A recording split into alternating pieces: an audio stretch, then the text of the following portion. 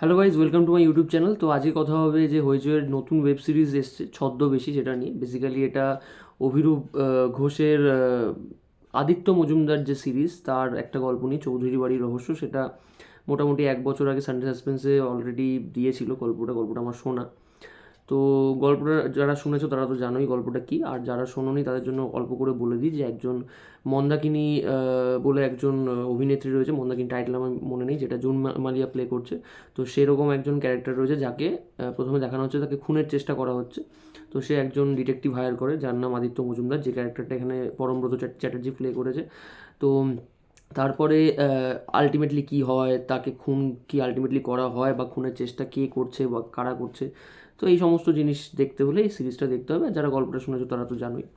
তো বেসিক্যালি যদি আমি সিরিজটা এক কথায় বলি যে কেমন হয়েছে, খুবই বাজে হয়েছে। মানে কিচ্ছু নেই সিরিজটার মধ্যে। এটা যে একটা ডিটেকটিভ ওয়েব সিরিজ দেখলাম বা মিস্ট্রি থ্রিলার দেখলাম, গল্পটা এতটাই ভালো গল্প ছিল, এতটাই ভালো না হলো, হয়তো অনেক চেনা ট্রোপ ছিল, নাইভস আউটের মতো, মানে আগাথা ক্রিস্টি নাইভস আউটের মতো যে কনসেপ্টটা প্রায় সেরকমই ছিল। কিন্তু আগাথা ক্রিস্টির গল্প নিয়ে তো বাংলায় অনেক কিছুই লেখা হয়েছে সেরকম, মানে জিনিসপত্র নিয়ে অনেক এরকম চেনা গল্প। ইভেন ফেলুদারও একটা রয়েছে, শেয়াল দেবতার অবশ্য এরকম টাইপেরই অনেকটা গল্প, মানে আলটিমেটলি ভিকটিমই গোয়েন্দা হায়ার করছে বা কিছু। তো সেরকম টাইপের গল্প কিন্তু নিয়ে কাজ হয়েছে। রিসেন্ট ফুলপিসি এডওয়ার্ড, সেখানেও আগাথা ক্রিস্টির মিস মার্পেলের চরিত্রটাকে মানে প্রায় বলবো কপি করে দিয়েছে। ঠিক আছে, মানে কি বলবো, এই সমস্ত জিনিসপত্র, এরকম কাল্ট জিনিসপত্র নিয়ে অনেক ক্ষেত্রে এফেক্ট পড়ে, কিছু কিছু ক্যারেক্টারের উপরে এফেক্ট মানে এনে আনা যায়, রেফারেন্স টেনে লেখা যায়। কিন্তু তার মধ্যে নিজের মানে নতুনত্ব কিছুই থাকবে না। ইভেন যা আছে, তোমার যেটুকু আছে, আদিত্য মজুমদারের ক্যারেক্টারটা যেরকম সেটুকু তুমি রাখো। এখানে সেটাকে পুরোপুরি সেই গোড়া আর একেনবাবুর পর্যায়ে ফেলে দেওয়া হয়েছে। মানে সেই রকম একটা মিক্সড ক্যারেক্টার বলা যায়, গোড়া আর একেনবাবুর মতো। সেই রকমই হাসি, মানে হাসার একটা হিউমার তৈরি করতে চেয়েছে, ভুলভাল হিউমার। মানে একটা সিন আছে এখানে প্রথম দিকে, একদম ফার্স্টের সিনটা ঠিক আছে, তারপরে সেকেন্ড একটা সিন আছে যে রীতিমতো নাচছে আরশোলা থেকে, মানে আদিত্য মজুমদার মানে পরমব্রত নাচছে আরশোলা থেকে, মানে ভয় পেয়ে আর কি। খুব বাজে দেখায় সিনটা, মানে হাসি তো পাই না, উল্টে রাগ হয় যে এরকম একটা ডিটেকটিভের গল্প কী হতে পারে এরপরে কি। তো যাই হোক, ডিটেকটিভ মানেই মানে তাকে একটা রহস্য, মানে কি বলবো, সিরিয়াস মুডে দিয়ে দিতে হবে ফেলুদা ব্যোমকেশের মতো, সেটাও নয় সব সময়। আবার তাকে সবসময় একেনবাবু বা গোড়ার মতো একটা সবসময় একটা হাসি খুশি একটা দিয়ে দিতে হবে। আদিত্য মজুমদার হচ্ছে খুব নর্মাল একজন মানুষ, খুবই নর্মাল, মানে তাকে দেখে বোঝাও যায় না সে ডিটেকটিভ। গল্পটা যারা পড়েছে বা শুনেছে তারা জানে। আদিত্য মজুমদারের আরও গল্প সানডে সাসপেন্সে রয়েছে। তো সেক্ষেত্রে ক্যারেক্টারটাকে একেবারে বিল্ড আপ দিতে পারেনি, একদম কিচ্ছু নেই, কিছুই নেই এখানে। আবার একটা মানে সংসারে ঢুকিয়ে দেওয়া হয়েছে আদিত্য মজুমদারকে, বউ রীতা বড়ির ক্যারেক্টারটা, সেই ক্যারেক্টার প্লে করছে, তার একটা বউ আনা হয়েছে আর কি। তার আবার মানে সেপারেটেড। তো সেখানে একটা মানে একটা আদিত্য মজুমদারের গল্পও ঢোকানো হয়েছে, ঠিক আছে, মানলাম, অসুবিধা নেই। কিন্তু সেটাকেও যদি ভালোভাবে দেখাতো তাও একটা কাজের কাজ হতো, সেটাও ভালো করে দেখায়নি। বাকি যে সাইড ক্যারেক্টারগুলো ছিল, মানে মন্দাকিনীর মেয়ে যে সৃজলা যে ক্যারেক্টারটা প্লে করেছে, সেই ক্যারেক্টারটা মানে কোনো ক্যারেক্টার এখানে কোনো এস্টাবলিশ তো করার কথাই নেই, এটা কিচ্ছু নেই, কোনো ক্যারেক্টার এস্টাবলিশ করেনি মানুষে কানেক্ট করবে। এখানে একটা কার্সের ব্যাপার আছে, এখানে কবিরাজির ব্যাপার আছে, অনেক কিছু আছে গল্পটার মধ্যে। গল্পটা কিন্তু বেশ বড় একটা গল্প, সেটাকে মানে লাস্টে গিয়ে জাস্ট কথায় কথায় রিভিল করে দিচ্ছে, কোনো কিছু মাঝখানে সেরকম সেই অর্থে কিছু নেই। হয়তো 6 নম্বর কি 7 নম্বর এপিসোডে গিয়ে 6 নম্বর এপিসোডে গিয়ে জিনিসপত্রগুলো দেখাচ্ছে, যেগুলো একটু আগে আগে দেখালে মানুষ কানেক্ট করতে পারতো। কিছু কিছু জিনিস ফ্ল্যাশব্যাকে দেখাতে হতো, যখন ঘটনাগুলো বলছে বা শুনছে কারো কাছ থেকে, যখন ইনভেস্টিগেশনটা করছে তখন ফ্ল্যাশব্যাকে কিছু কিছু জিনিস দেখাতে হতো, সেসব কিচ্ছু নেই। লাস্টে গিয়ে যখন পরমব্রত সবাইকে একসাথে বসিয়ে গোল টেবিল বৈঠক করছে, তার মধ্যে একজন ক্যারেক্টার মরেও গেছে ততক্ষণে, সেইখানে গিয়ে ও এই মানে পুরো ঘটনাটা বলছে, সেখানে গিয়ে আস্তে আস্তে ফ্ল্যাশব্যাকে জিনিসগুলো দেখাচ্ছে।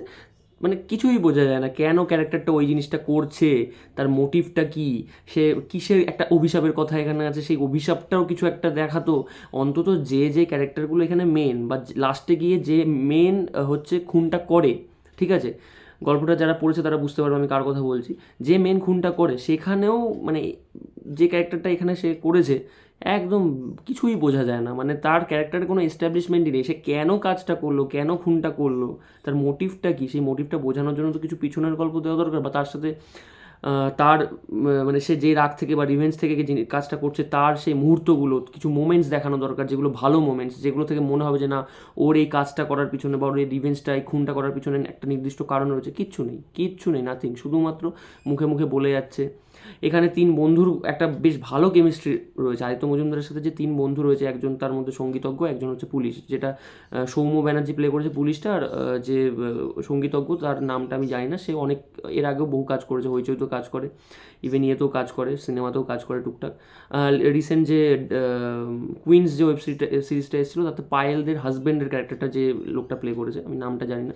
তো এই তিন বন্ধুর মধ্যে কিন্তু একটা ভালো কেমিস্ট্রি রয়েছে গল্পে, সেটাও এখানে মিসিং, কিচ্ছু নেই। মানে খুব বাজেভাবে গল্পটাকে রিপ্রেজেন্ট করা। গল্পটা শুনলে বরঞ্চ অনেক বেশি ভালো কাজ হতো আমার যা মনে হয়। একই লাইট মানে হইচইয়ের মানে কিছু কাজ আছে একদম একই সেম প্যাটার্নের লাইট, সেম প্যাটার্নের। অরিত্র সেনের কাছ থেকে কিন্তু অনেক ভালো ভালো কাজ আমরা পেয়েছি। তার মধ্যে অন্যতম বেস্ট কাজ আমার লাগে শহরের উষ্ণতম দিনে, মানে অসাধারণ লেগেছে আমার ওই সিনেমাটা। সেই অরিত্র সেন রিসেন্ট ব্যোমকেশেরও একটা ওয়েব সিরিজ বের করেছে আড্ডা টাইমসে, যেটা গৌরব ব্যোমকেশ করেছে, সেটাও খারাপ নয়, ভালো কাজ।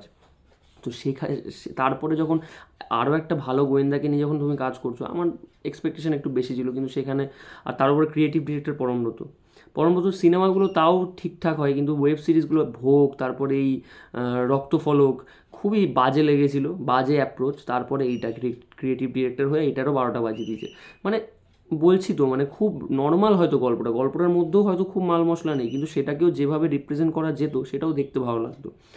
মাল মশলা একেবারেই নেই বলা ভুল, কিছু কিছু শেষের দিকে ওই কবিরাজির ব্যাপারটা রয়েছে, শেষের দিকে ওই একটা দারুণ টুইস্ট রয়েছে, যেটা সত্যি ভালো টুইস্ট গল্পের ক্ষেত্রে, কিন্তু সেটাও এখানে ওয়ার্ক করে না, সেটাও এখানে ভালো করে দেখাতে পারেনি। মানে মোট কথা এই গল্পটা না এঙ্গেজ করতে পেরেছে, না লাস্টে টার্ন অ্যান্ড টুইস্ট দেখিয়ে সেটাকে মানে একটু শেষে একটা ভালো রেস রেখে যাবে যে না ঠিক আছে, প্রথম দিকে যেরকম বা মাঝখানে যেরকমই থাক, শেষের দিকটা ভালো, ক্লাইম্যাক্সটা ভালো, সেটাও নয়।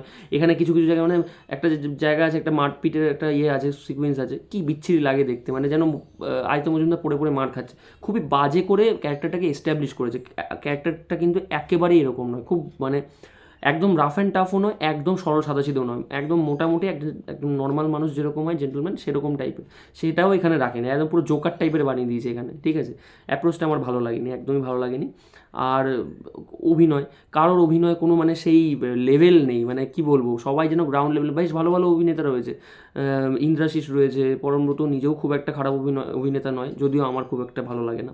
যাই হোক, সৃজলাও খারাপ অভিনয় করে না, রীতা ভরিও মোটামুটি ঠিক, জুন মালিয়া ভালো অভিনেত্রী। তো তাদের যে বেসটা মানে একদম নর্মাল, একদম কোনো স্ট্রেট লাইনের অভিনয়, কোনো ওঠা পড়া নেই ক্যারেক্টারের মধ্যে। শেষে মানে জুন মালিয়ার যে ক্যারেক্টারটা, সেটা কিন্তু অসাধারণ একটা ক্যারেক্টার এখানে, ঠিক আছে, খুব ইন্টারেস্টিং একটা ক্যারেক্টার, সেটাকেও যে এস্টাবলিশ করবে সেটাও এখানে নেই, কিচ্ছু নেই একেবারে।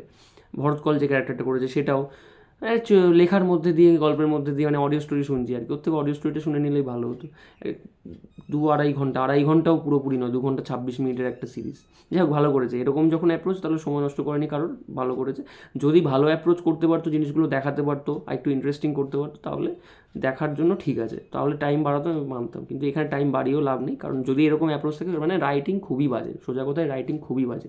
যদি রাইটিং ভালো হতো, ক্যারেক্টারগুলোকে ভালো করে এস্টাবলিশ করতো, তারা তাদের জায়গায় তখন অভিনয় করতো যে বেশ মানে ঠিকঠাক, তাহলে তখন অন্তত সিরিজটা একটু দাঁড়িয়ে যেত। আর ওই যেটা বললাম, লাইটিংয়ের কাজও একদম নর্মাল ফিকে কাজ, যেরকম বাকি আর 5টা সিরিজে যেরকম হয়, এখানেও সেম। সেই দিনের বেলা সেই একই কিছু সিলেক্টিভ জায়গায় শুটিং হচ্ছে, রাতের বেলা কিছু কানাগলি তে শুটিং, একই জায়গায় বারবার ঘুরে ফিরে, মানে বোঝা যাচ্ছে যে এই জায়গায় তো এর একটু আগেই শুটিংটা হলো, আবার এই জায়গাতেই পরের ঘটনা ওই একই সেম রাস্তায় হচ্ছে। তো এগুলো খুব চোখে লাগে আর কি এই জিনিসগুলো।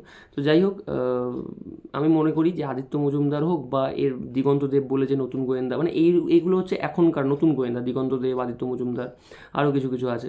তো তাদের নিয়ে যদি সিরিজ বানাতেই হয়, আমার মনে হয় যে যেরকম অ্যাপ্রোচ রেখেছে লেখকরা, সেরকম অ্যাপ্রোচই রাখা উচিত, আর একটু নিজেদের রাইটিংটাকে একটু ডেভেলপ করা উচিত অ্যাজ ওয়েব সিরিজের মতো।